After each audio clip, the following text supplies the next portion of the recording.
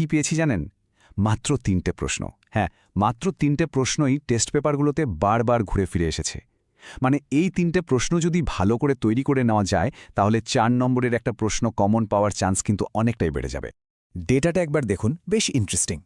হুতম প্যাঁচার নকশা। ভাবা যায় এই টপিকটা ৮টা আলাদা সেটে এসছে।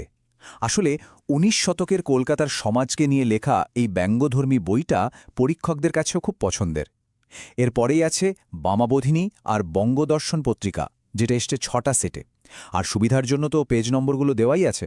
একটা প্রশ্ন যে ৮ বার রিপিট হচ্ছে, এর থেকেই তো বোঝা যায় এটা কতটা ইম্পর্ট্যান্ট।